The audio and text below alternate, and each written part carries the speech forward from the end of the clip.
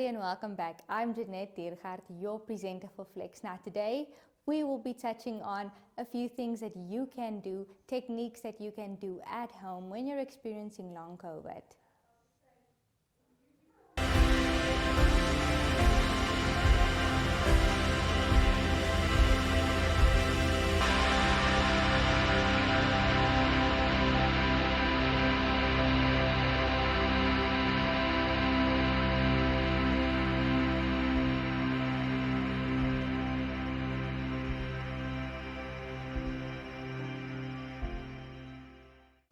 So we are here back with the interview. I'm Jeanette Diergaard, and with me is Martelies Strydom from the Namibian Physiotherapy Society. And this year's World Physiotherapy Day is about long COVID. Martelies, welcome on the show. And can you perhaps also just elaborate what long COVID is? Thank you for being here and for the opportunity. Long COVID is the symptoms that you exhibit after having COVID active infection. So the active infection is from day 1 to day 14 of your first day of symptom. Okay. And that symptoms take about 12 weeks to clear up after your active infection. If the symptoms persist longer than 12 weeks, we then refer to it as long COVID. So it is the symptoms of COVID that is just taking a long time to heal and to get better. Okay, and does this mean that the virus is still inside your body actively? No, long COVID does not mean that you still have active COVID infection. The active COVID infection is only in that 14 days, initial 14 days. So it's just a bad effect that COVID had on your body, the damage that it did, that still persists with the symptoms. Okay, so after that 14 days with long COVID now, will there be new symptoms that you'll be experiencing, or will they be the same as to when you had the infection? It's mostly the same. So it's just a longer period of having a cough, having shortness of breath when doing activity, something like having a tightness in your chest. When you breathe in, you feel that you cannot breathe a nice normal breath. So it's mostly the same symptoms than what you experienced during the active phase of COVID, but not the feverish sweating and all of that initial symptoms that you had. Okay. And where does physiotherapy come in, especially with the management of the symptoms of long COVID? Long COVID is a new thing to all of us. So what we've seen is that most people, when they have active COVID, they have shortness of breath. And many people are hospitalized in that phase. Mm-hmm. And then with long COVID, we still have the same problem. So we still have shortness of breath, but it's due to a different reasoning for that. So what is very important is to keep active and keep moving during your rehabilitation phase. But we cannot do that the same than what we did after previous illnesses. So we have to adapt our way of managing a little bit. So we want to avoid such a lot of activity that it would cause excessive shortness of breath during your rehabilitation phase. Mm-hmm. So that would be from week 12 onwards if you still struggle with all these symptoms. So we pace activities. Okay. And I would like to explain a little bit what is pacing. So pacing is a gradual increase in activity. We have to take it much slower than, say, after a knee operation or after having a normal pneumonia. We have to stop and pause in between, and we have to get to know our bodies to know when to stop. Now, what most of us know by now is an oximeter. Yes. And many people have one at home. Mm-hmm. It's a tool to help us, but it can also make us very anxious at home. So we've seen that with many patients. Before COVID, we said everyone should saturate above 90, always. Yeah. That was the golden standard. But now with post-COVID, I see that people are getting anxious when the readings are not perfect. Mm-hmm. So one of my ways to measure that and to give people peace of mind is to say with post-COVID, if your SATS is below 80, so on your monitor, if it's below 80, stop and rest. Okay. If it is between 80 and 90, go slow. Continue with what you're doing, but just go slow. And if it's above 90, you know you've reached your goal. So if you can do your activities above 90, that is very good. Because what I've seen with patients is they would have their oximeter on all the time. And then if it goes to 89, they would, wait, I must phone the doctor. And anxiety is like wood on a fire of breathlessness. Yes. So it's and with these guidelines, it's so important to contact your physio. If you have an oximeter and you feel anxious all the time, come to your physio. Your physio have time to talk to you through all these things. So in a certain way, it's very important to make contact with a healthcare provider that can guide you through this, help you with the anxiety, help you with the plan and pacing. Okay. And Martelies, also what does these activities include?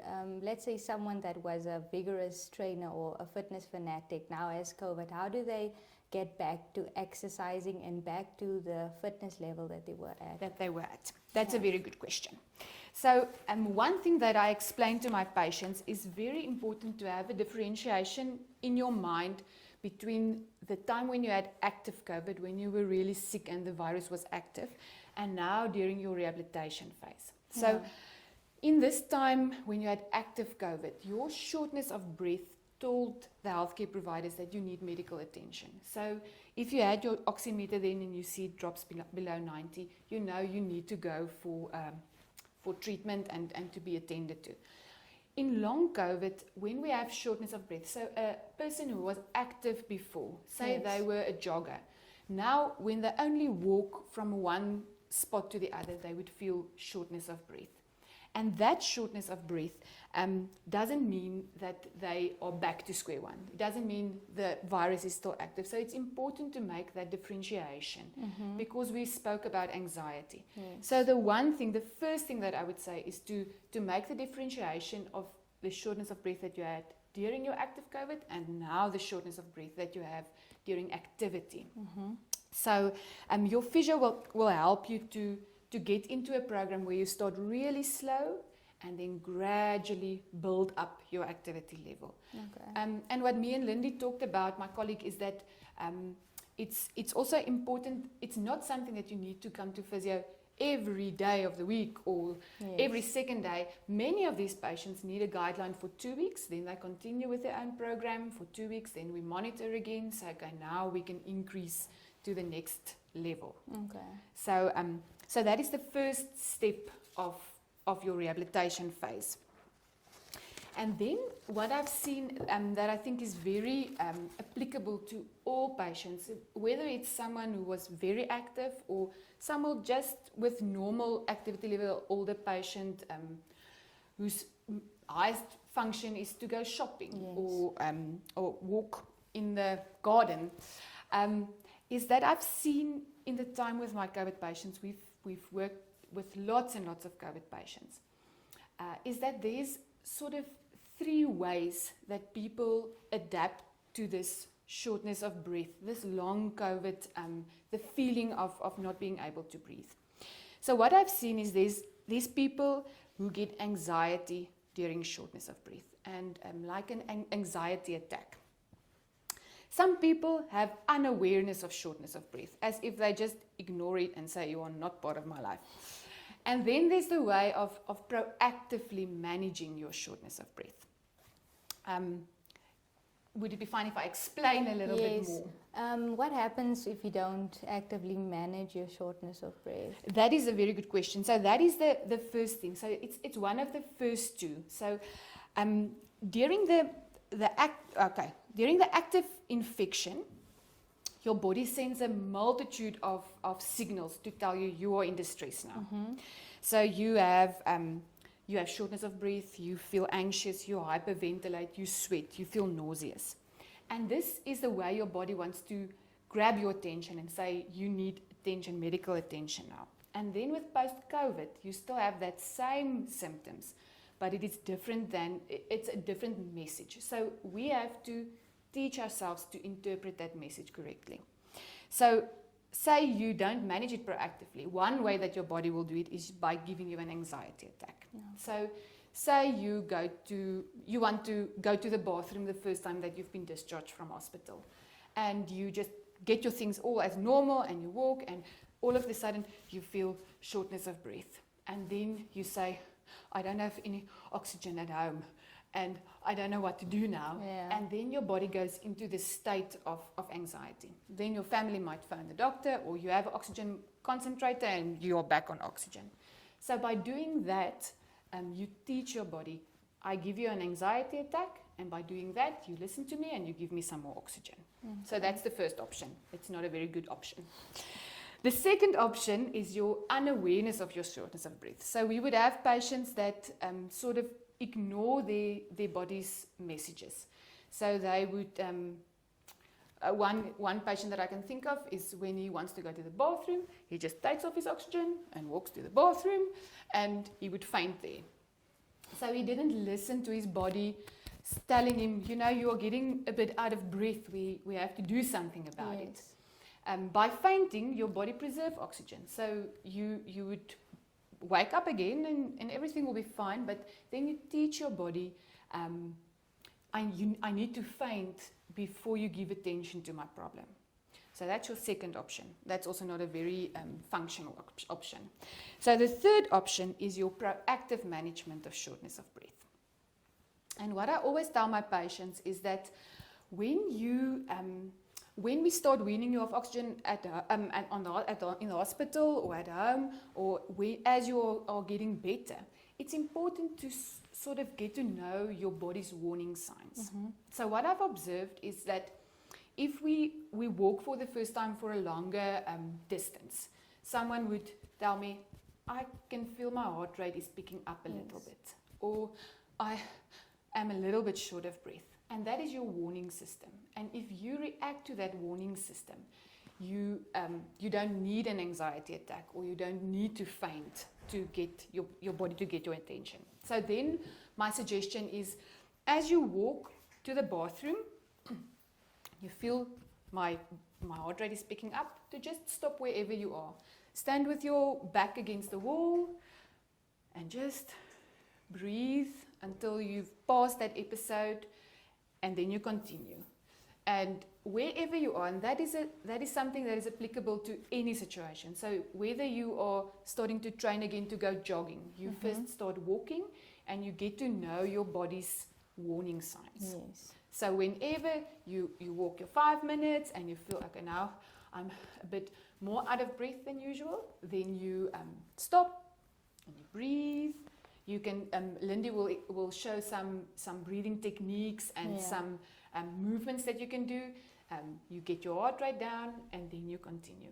And in doing that, you also get to know your body, and you know when you can start pushing a little bit. And by doing that, you're always in a safe space. Okay. So that is quite interesting, because we are actually used to having exercise programs where we do 10 sets today, and tomorrow we have to do 15 sets, and the day after that we have to do 20, because we want to progress. Yeah. But with COVID, we have to be respective of our individual bodies, and we have to get to know ourselves, to be in a team, to progress. Yes. Okay. Now, does COVID management help the symptoms to be a bit shorter than it would have been if you didn't have management? Definitely. Because what I say is, we can also call it boom-bust patients. So today you feel very good and you do a lot of things and you push your body, and then by the end of the day you're so out of breath and you are flat to the floor, and then tomorrow you can't do the same things. Then you are almost going up and down, up and down.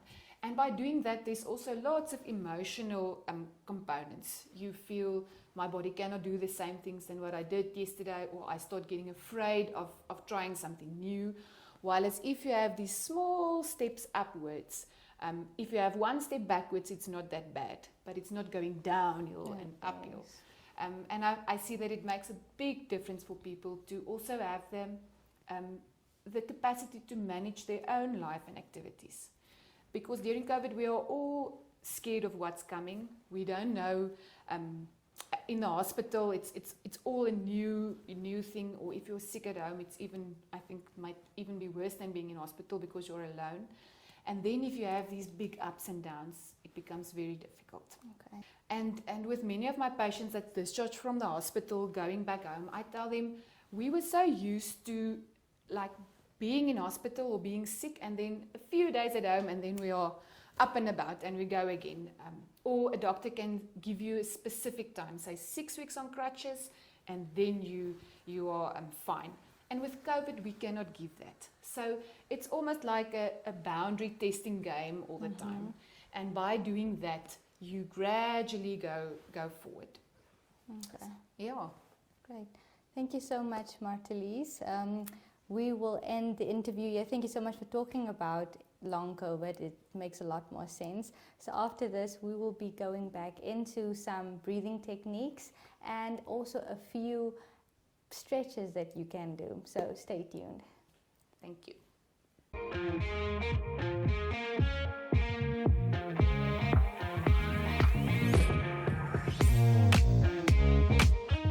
Hey everybody, and welcome to Flex, the show where we flex our muscles and our minds. I'm Jeanette Diergaard, your presenter for Flex. Catch me Mondays to Thursdays at 6:30 a.m. where we flex our muscles,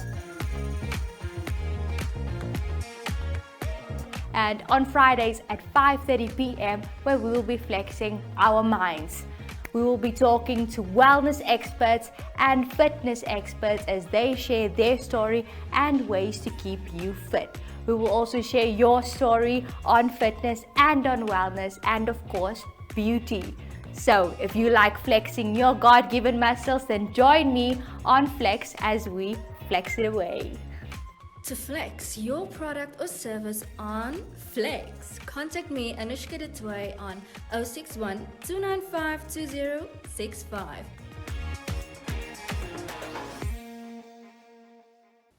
So we are back with Lindy Christensen, and she will be showing us a few practical movements, what you can do at home when you're experiencing long COVID, as well as some breathing techniques.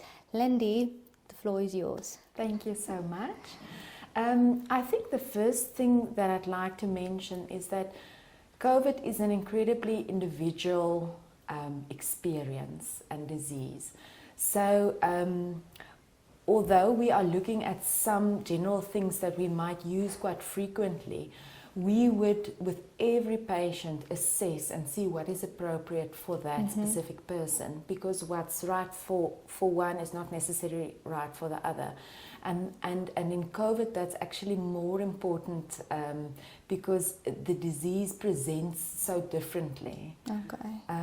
And we were talking earlier about, must everyone do lung exercises? Yes. And it depends because, some people have COVID and they have a runny nose for 2 days and they are fine. And some people are in ICU for 2 months and they stay in hospital for 3 months. Okay. And for those people, you would see a lot of changes in the lung tissue. So you would get scarring within the lung tissue. And for those patients, it's incredibly important to do specific exercises that helps to improve the capacity of their lungs. Okay, so according to the severe symptoms you had, that will then determine if you need more help and what your lungs will be after that. Absolutely, and Okay. also according to, to the symptoms that you are still struggling with 12 and 14 weeks after the start of the infection. So we have to sort of look at what's right for you. Okay, so you can let's get started with the Okay. techniques. Okay. All right, so the first technique that I'm going to show is just a very basic, comfortable, we call it controlled breathing or diaphragmatic breathing. And it's one of the basic techniques we're going to use when you are in an activity and you're feeling short of breath. Okay. So I want you to imagine that you have just been chased out of the house by a lion. Should I amp up my breathing? Please, how would you be breathing? Something like that. Yeah. Quick, short breaths, shoulders drawn up. So what I would like to do is, first of all, in the situation where you are, either leaning against the wall, sitting on a bed, I would want you to just first think of what you are experiencing in your body. So first of all, try and see if you can just relax your shoulders. Okay. And then what often helps is if you can place your hands slightly on your tummy, and then imagine that you've got a balloon on the inside. And when you breathe in, you want that balloon to slightly inflate and just blow out again. So what I want you to think of is not breathing deeply. I want you to try and think of the air coming into your lungs, right into the bottom, and breathe comfortably rather than deeply. So we're going to try and get your breathing rate a little bit slower and more comfortable. Because the moment we say to a patient, try and breathe deeply, what happens is I do, or something like this. Because we use our accessory muscles when we try to breathe deeply, but we're actually trying to get your breathing more slow and more comfortable. Okay. Wonderful. And should we breathe through the nose when we breathe in? So normally we breathe through the nose, and that's how we breathe when we're breathing comfortably. So we actually only use breathing through our mouths when we need a lot of breath. So if possible, breathing in and out through the nose. Okay. So this is called a blow bottle or a PEEP bottle or a PEP bottle. A lot of you might be familiar with this. And it's a very cheap and effective device that we use a lot during the active, but very much during the rehabilitation phase for patients with long COVID.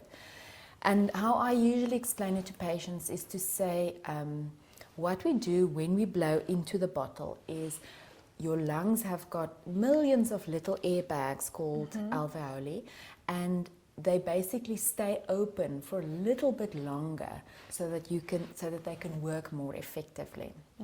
Now it's quite important also to let your physio show you how to use this, because one of the symptoms that a lot of COVID patients struggle with is with coughing, so excessive coughing. Their lungs are irritable, and the moment they take a deep breath in, then they go into a coughing fit. And sometimes if we don't use this correctly, then it can also aggravate the coughing. And we actually want to manage the coughing as best as possible. So how I usually start, so again, for my patients, I would decide how much water to fill it up with, how tight to make the lid.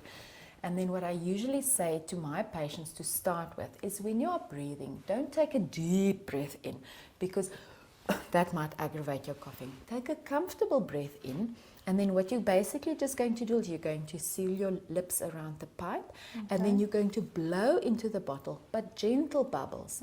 And we're going to start with 5 seconds, and we'll work it up from there. So let's do it together. Comfortable breath in, and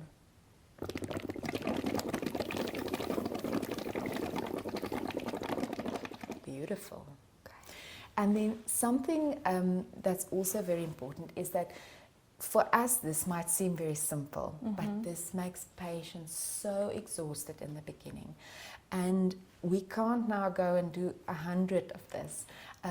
I usually say try and do 3 or 4 in the beginning. And what's really important with all the sort of techniques and exercises is we try to teach patients to get into a routine. So, you would do your morning bath or whatever, then do a rest, then do your exercises at 10, then do, so pace your exercises throughout the day as well, and rather do 5 times blowing into the bottle, and do that again this afternoon, and do it once more this evening before you go to bed, then trying to do 20 or 30 now, because tiredness is often, something that our patients struggle with, and we have to try and manage that as best as possible. Okay.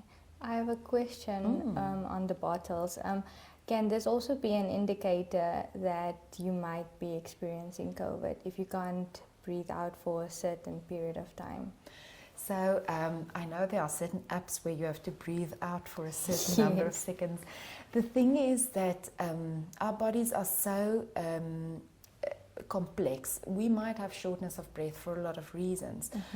Our hearts might not be functioning normally, or our, we might have other lung problems. So I would say my best advice would be is if you have shortness of breath, discuss with your doctor. So that he or she can evaluate and see are there other symptoms and is it necessary to assess for COVID. So what I'd like to show you next is I'd like to show you one or two chest and arm movements that help to get better air into the lungs. So it's very simple. What we're going to do is we're going to lock our fingers and then we're going to lift up both the arms and become nice and tall and slow it down. And for the patients that don't have a very irritable cough, what we can do is we can, as we go up, take a comfortable breath in and out. Good. And then we would decide for you how many times a day. Okay. Right. And then the next thing, we're going to use a hula hoop, but we can do it without as well. Right. So I don't know when last you used the hula hoop. A few years ago. So what we're going to do is we're going to move our chest and our heads and chest and head to the side. And we're going to do a nice comfortable movement. Relax your shoulders and feel your chest turning and you breathing comfortably. Good. And when we're doing these exercises, are they, what do they actually help with? So for example, this one, if we, the moment we turn the chest wall, we are in effect almost sucking air into the lungs. Okay. So we're using the dynamic movement of the chest wall to get air, because what we're trying to do, one of the important things that we're trying to do is we're trying to recruit. So we're trying to use the lungs better. We're trying to use all the parts of the lungs. And oftentimes what we see, especially with COVID, is that only the top part of the lungs get used. And the middle and the lower part of the lungs actually don't work as effectively as they can and should be working. Okay, thank you. So one of the important aspects of long COVID rehabilitation is the fact that COVID doesn't only affect our lungs. It has a dramatic effect on all our muscles. And we also see that people are generally very weak after they've been through a severe COVID episode. So within our rehabilitation program, we would often incorporate some sort of strengthening type exercise. And I'm going to demonstrate two very basic ones. The first one we like to do in hospital already because it's easy, and also it's very important for patients, especially in the beginning, to have times during the day where they sit upright. And this would form part of their routine during which they sit upright. So basically what we're going to do is we just, in this position, we're going to straighten the leg. So we're doing some nice core here as well. So I would not normally have my COVID patients sitting on a ball, but I'm very impressed that you are able to do this. So try and see if you can just gently straighten your knee. Okay. Good, that's good. And bend again. All right. Right. So I would do that as part of an exercise while they're sitting. And then again, this is often used right from the beginning, but later on it becomes more important. So we're going to basically just practice coming forward with the shoulders, forward, and just slowly come upright. Maybe take a comfortable breath. Good, and let's sit down again. Well done. Right. Thank you all for being a part of this awesome learning journey. I hope that you took something away from this interview. I definitely did. And this will just make me better. And if any of you guys are experiencing COVID, if you still have COVID-19, please do go see a doctor And if you're experiencing long COVID, then do see a physiotherapist and talk to your healthcare provider. That brings us to the end of today's episode. Remember, it's World Physiotherapy Day. So if you have a physiotherapist, just tell them congratulations, you're doing a great job. Thank you guys so much, and I will see you next time.